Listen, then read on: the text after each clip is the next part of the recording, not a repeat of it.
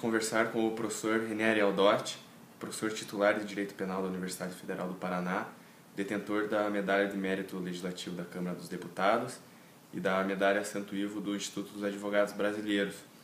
Então, gostaria que o professor, na qualidade de professor de Direito Penal, fizesse um breve comentário a respeito do tipo da corrupção eleitoral. Bom, eu queria inicialmente agradecer essa oportunidade que é proporcionada pelo Vinícius e pelos seus colegas para tratar de um assunto que é da maior importância. Quero até cumprimentá-los pela escolha do assunto, porque cada vez mais a vida política nacional está sempre a exigir renovações e a juventude deve, no meu entendimento, ser uma parte atuante nesse processo de renovação.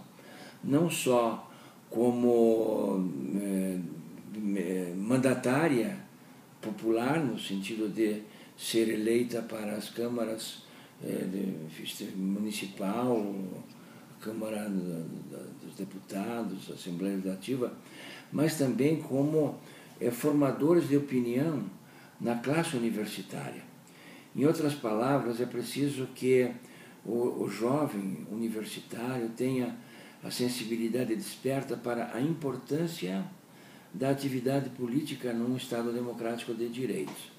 Eu sei que muitas vezes os estudantes se sentem decepcionados com o comportamento de determinados parlamentares no âmbito público, no âmbito federal, estadual, municipal, mas eu quero esclarecer, quero dizer que esse tipo de comportamento não é o comportamento majoritário das casas legislativas em nosso país.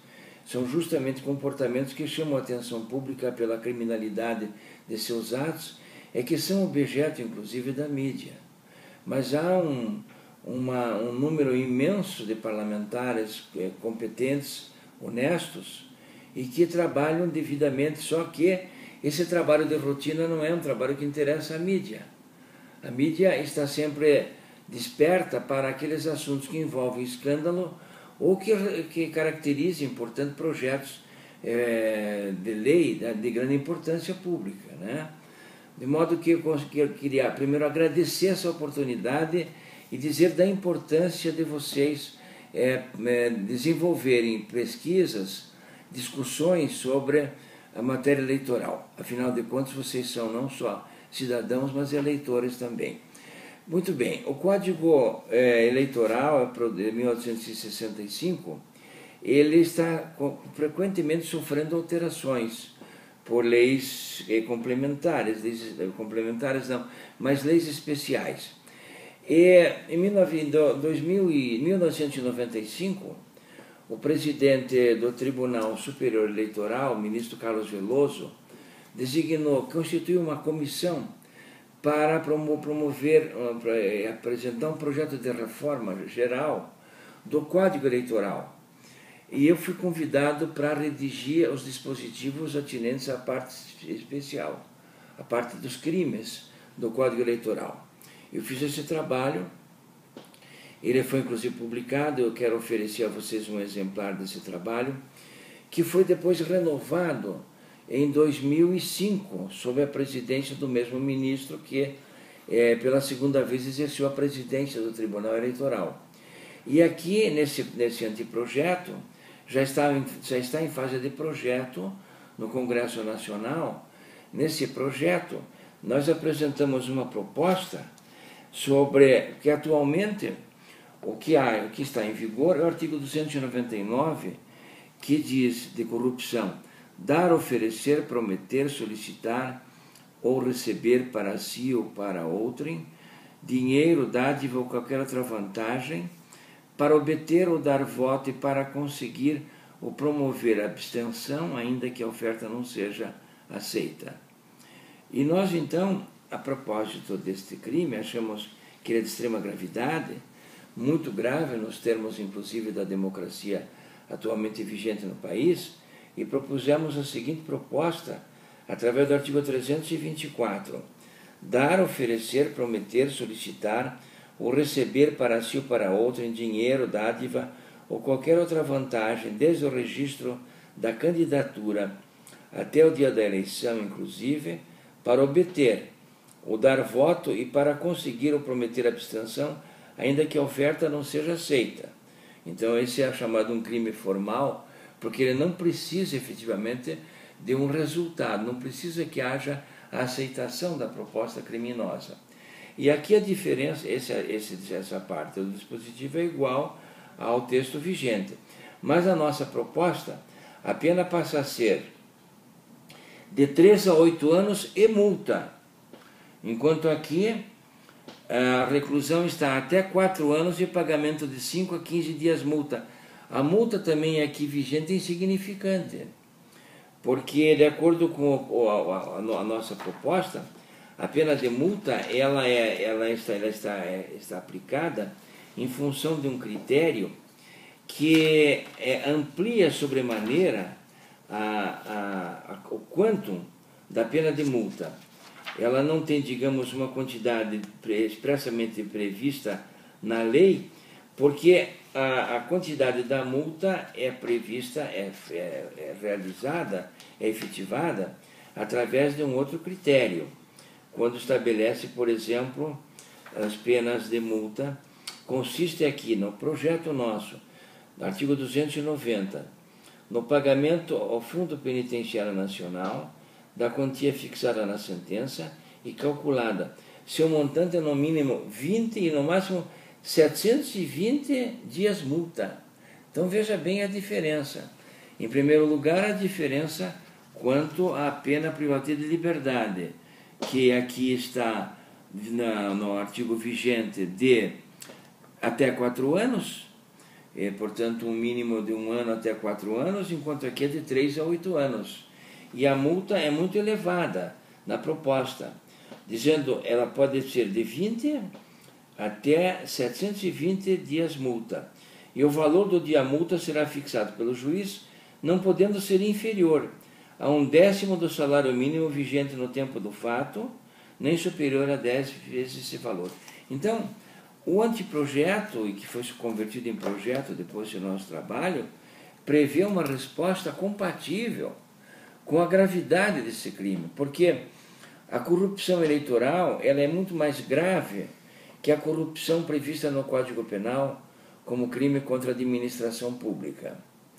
A corrupção prevista no Código Penal tem uma importância muito grande, porque significa, inclusive, um comportamento delituoso que compromete a eficiência da máquina administrativa do Estado, da União, do município. Mas quando se trata da corrupção eleitoral, ela é muito mais grave porque ela vai além da ofensa de administração pública. Ela ofende, inclusive, os valores fundamentais da democracia representativa, porque ela afeta, ela ataca diretamente a expressão de maior relevo da cidadania, que é o voto. Votar e ser votado são, digamos assim, os aspectos fundamentais representativos de uma democracia.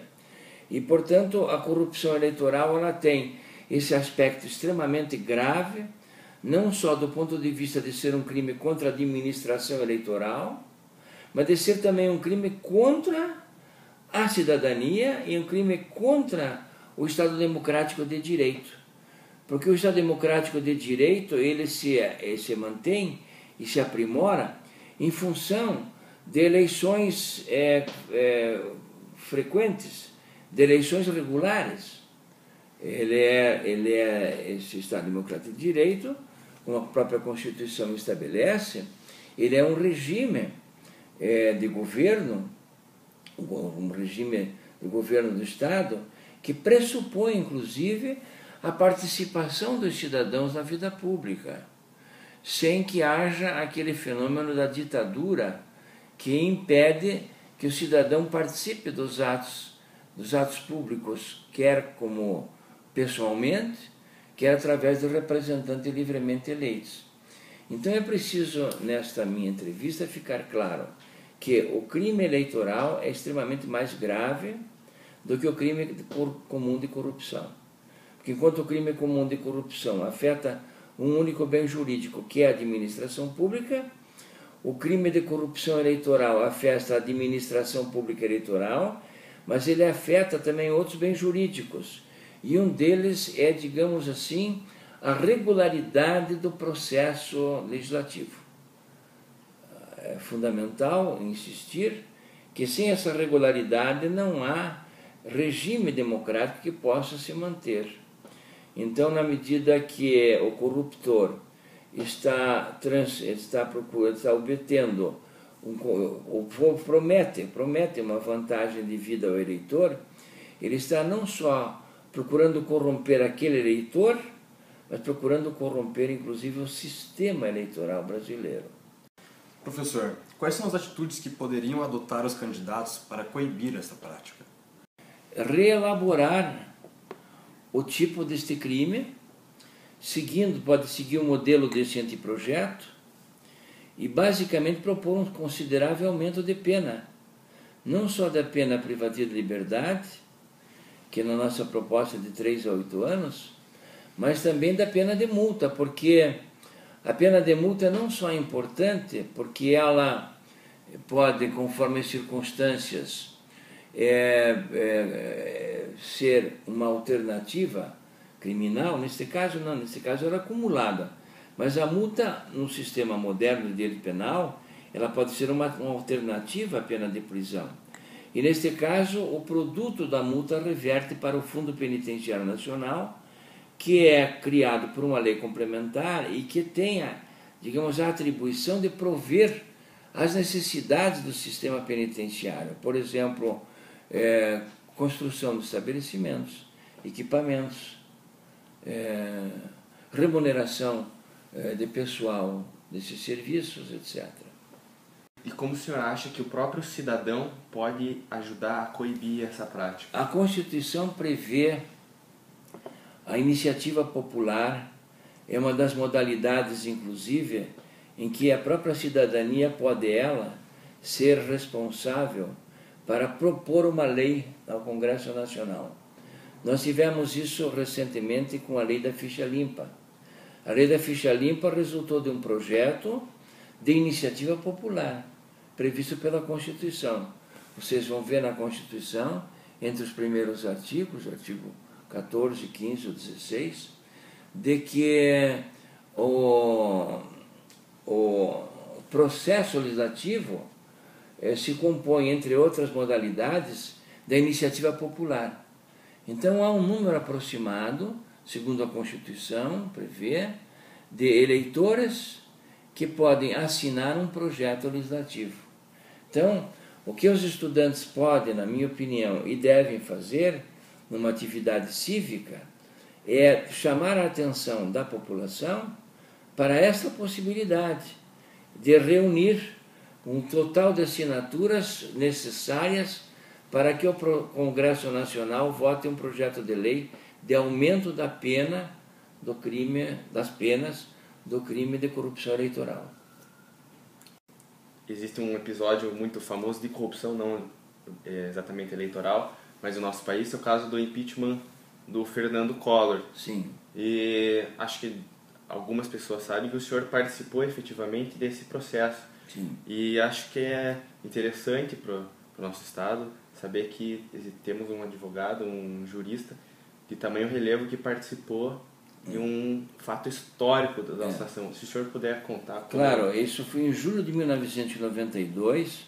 Eu recebi um telefonema do colega e amigo Miguel Reale Júnior, de São Paulo, me perguntando se eu estava acompanhando a comissão parlamentar de inquérito instaurada a respeito de corrupção no governo Fernando Collor de Mello, onde preponderava, inclusive, a preocupação com os depoimentos do PC Farias, que era, digamos assim, o responsável pela obtenção de recursos de campanha e responsável também pelo pagamento das despesas de campanha eleitoral. E esse depoimento de PC Farias, Paulo César Farias, levantou, digamos, o véu de uma grande corrupção no governo Collor. E ele me perguntou se eu estava acompanhando isso, eu disse que sim, e se eu gostaria de participar de um movimento para pedir o impeachment do presidente da República. E eu disse que sim, e perguntei por onde começaria. Ele disse assim: nós vamos fazer uma reunião depois de amanhã na casa do José Carlos Dias, que foi depois ministro da Justiça, inclusive. José Carlos Dias é um grande advogado, atuou inclusive agora no processo do Mensalão, em defesa da presidente do Banco Rural. Então 2 dias depois eu estava em São Paulo, e lá estavam não só José Carlos Dias e Miguel Reale Júnior, mas também Dalmo Dallari, José Gregório, Fábio Conder Comparato, Márcio Tomás Bastos. Éramos 9 colegas advogados. E dali já tivemos a ideia firme de continuarmos a reunir dados para um procedimento de impeachment. Tivemos uma segunda reunião na casa de Miguel Reale Júnior e tivemos uma terceira reunião na casa de Márcio Tomás Bastos. Foi aí nessa terceira reunião que compareceu o ministro Evandro Lins e Silva, representando a Ordem dos Advogados do Brasil e a Associação Brasileira de Imprensa. Ele era o procurador, portanto, desses 2 presidentes, porque uma ação popular, como o próprio nome está dizendo, ela pode ser proposta por qualquer pessoa do povo, e não por uma entidade ou instituição. Então, seria preciso que o presidente da Ordem, que era o Marcelo Lavenere, e o presidente da ABI, que era o jornalista, não me lembro bem o nome dele, sobrinho, já falecido, que assinassem a petição de impeachment. E nós, então, nessa terceira reunião, deliberamos que a petição seria redigida por Miguel Reale Júnior, por Fábio Conder Comparato e por mim.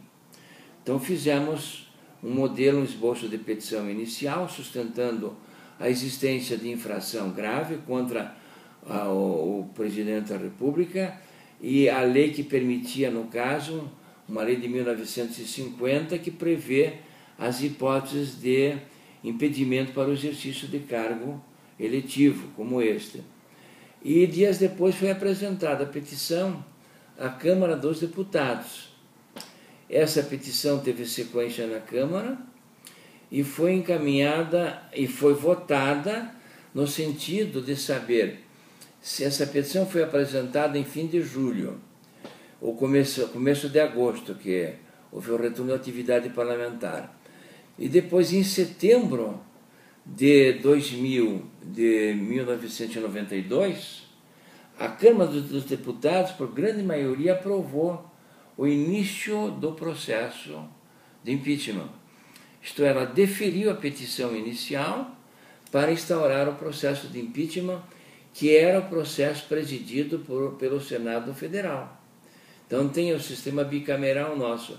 A Câmara examina a petição e a viabilidade, portanto, do pedido de impeachment, e se entender por votação que é viável, ela encaminha ao Senado. E o Senado, então, sob a presidência do presidente do Supremo Tribunal Federal, não sob a presidência do presidente do Senado, a presidência do Supremo Tribunal Federal inicia, portanto, o processo, abrindo vista para o acusado se defender como ocorreu. E aí veio a decisão de todos conhecida, decretando o impedimento do presidente.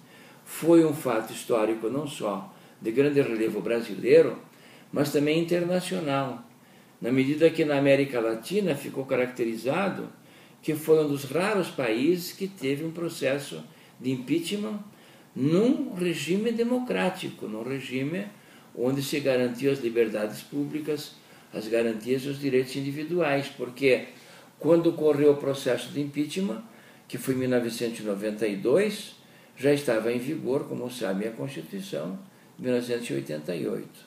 Então esse processo ficou na história da jurisprudência política, não só do nosso país, como também da América Latina. Tá certo, professor. Obrigado pelo tempo e pelas palavras.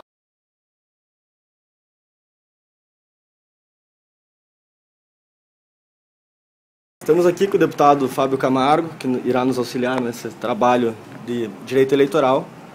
Conversaremos sobre a corrupção, mais basicamente sobre o artigo 299 do Código Eleitoral. Deputado, a primeira pergunta seria como acontece basicamente a corrupção eleitoral do seu ponto de vista, o que o senhor acha da corrupção eleitoral, de que modo o Brasil pode crescer nesse ponto para que seja punido da maneira correta esse crime? Eu acho que a gente está no caminho. Se a gente for ver a cada eleição, a cada momento eleitoral, nós temos aí uma forma que tenta inibir a corrupção eleitoral. Parte dela, infelizmente, existe em função da dificuldade da própria população, né? São políticos que fazem da política mais um balcão de negócio do que efetivamente uma oportunidade de colaborar. E enquanto a gente não conseguir resolver esse problema social, que é a dificuldade até muitas vezes de um alimento, e enquanto a gente não resolver o problema educacional, trazendo a importância que é do dizer não ao político que tenta comprar o voto, nós vamos ter essa dificuldade. Mas o Brasil está avançando muito, As campanhas elas tendem a ficar mais baratas e, consequentemente, a campanha ficando mais barata, o político ele se obriga a realmente fazer o atendimento que ele é o responsável, do fiscalizador, do mecanismo que existe entre o poder legislativo e do executivo em prol da sociedade. Então eu vejo que nós estamos no caminho certo.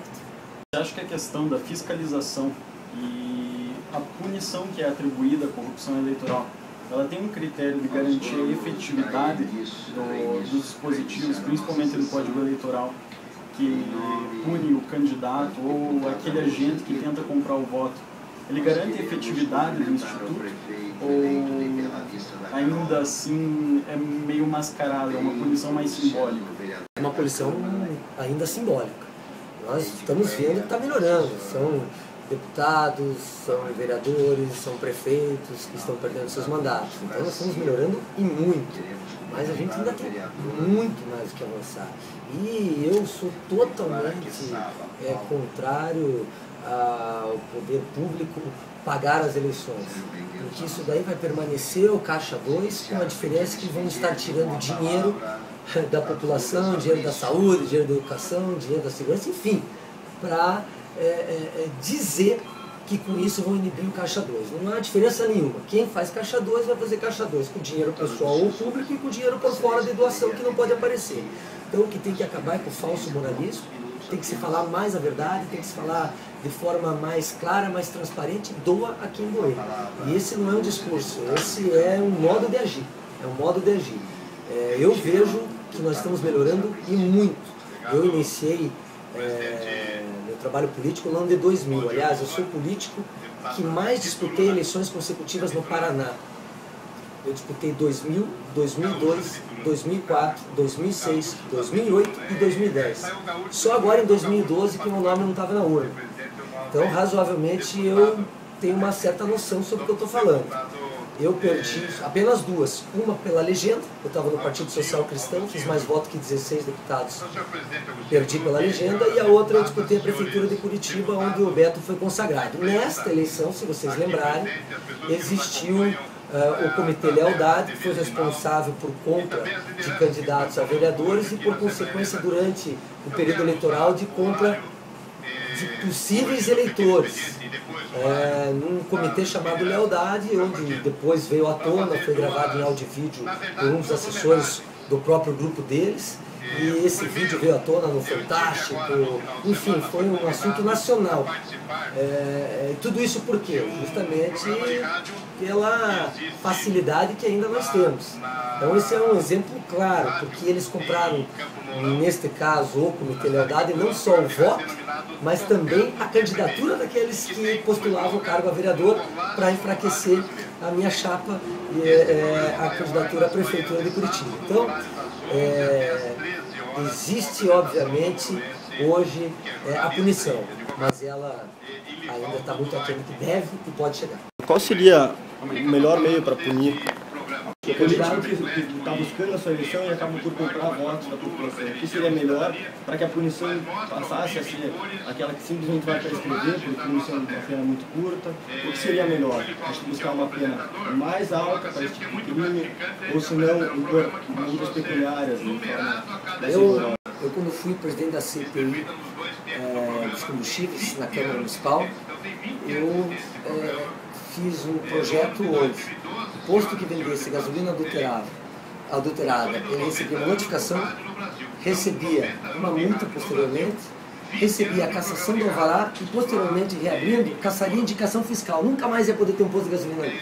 Eu entendo que se o político é pego em flagrante, nesse caso, a configuração tem que ser pego em flagrante, nem que seja de um agente do político, é que se uma vez condenado, ou não digo uma vez, mas de se estudar uma ou duas vezes, que se tenha a proibição de se candidatar novamente. É uma coisa básica. Quem tem a cultura de fazer esse tipo de política não vai mudar. E hoje nós estamos vendo uma mudança na cabeça do político, uma mudança na cabeça do próprio legislador, que procura, obviamente, deixar de forma mais difícil a compra de voto e, obviamente, dos próprios magistrados impondo a lei em vigor. Então, eu acredito que tem que ser de forma mais dura o legislador.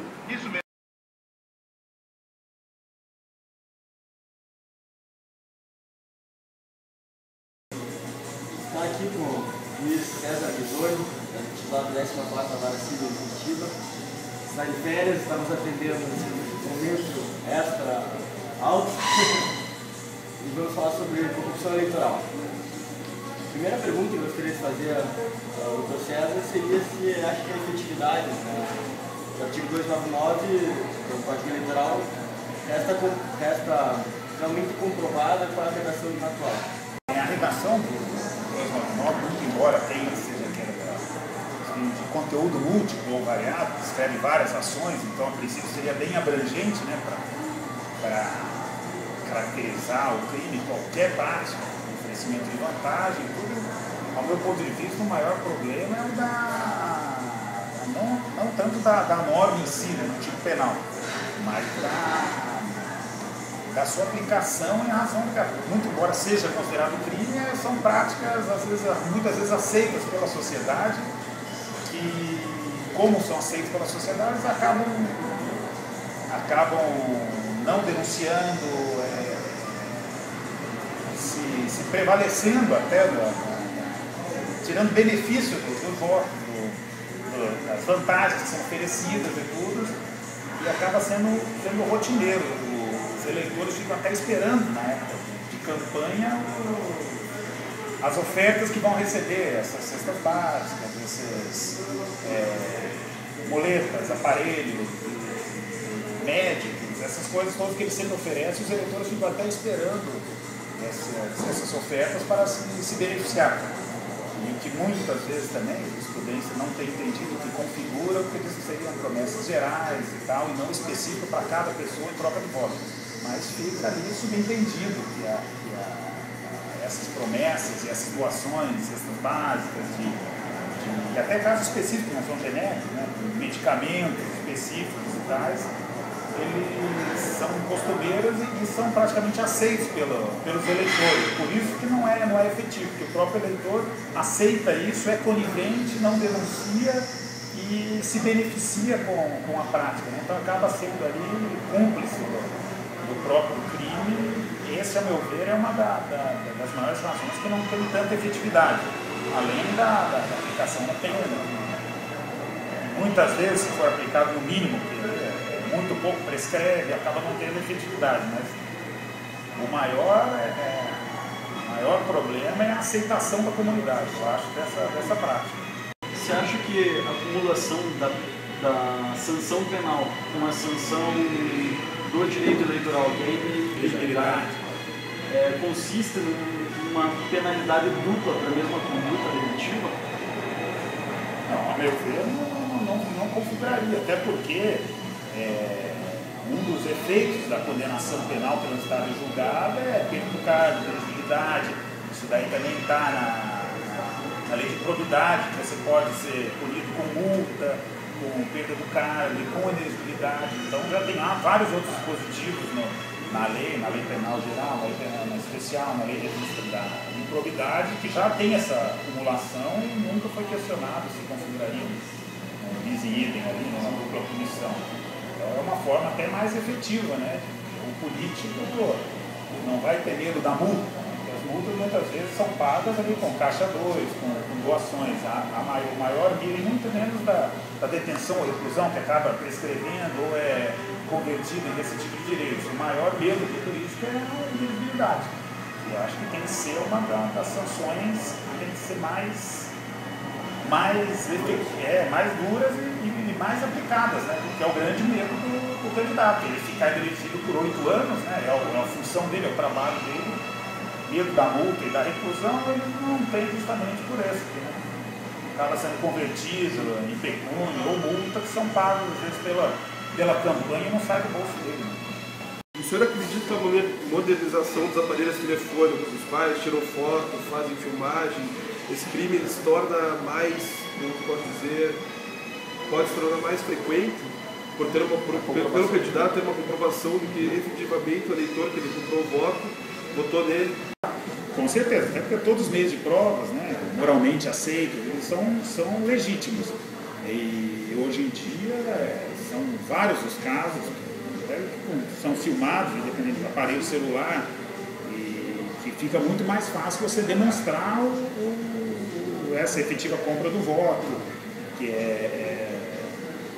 o candidato exige, né, que eles tirem foto. Aí é um meio bem mais fácil de você conseguir comprovar a prática da corrupção eleitoral, muito embora, né, seja um crime formal, que não precisa do resultado, né, efetivamente alcançado, mas se alcançar o resultado, isso vai influenciar na dosimetria da pena, né, as consequências do crime, o crime atingiu o efeito material dele, essa foto vai ajudar na dosimetria da pena e na comprovação do fato, né, na comprovação da corrupção.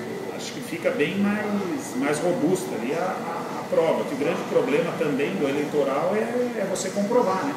Que muitas vezes eles caem naquelas ofertas genéricas, ofertas gerais para a população inteira, que daí a jurisprudência acaba falando que não enquadra no conceito da corrupção eleitoral. Esse que é aonde esbarra, né? Muitas vezes a falta da efetividade.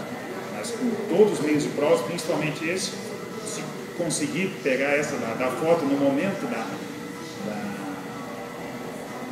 dele preferir o voto dele na urna ali, é um meio de prova bem eficaz e é lícito.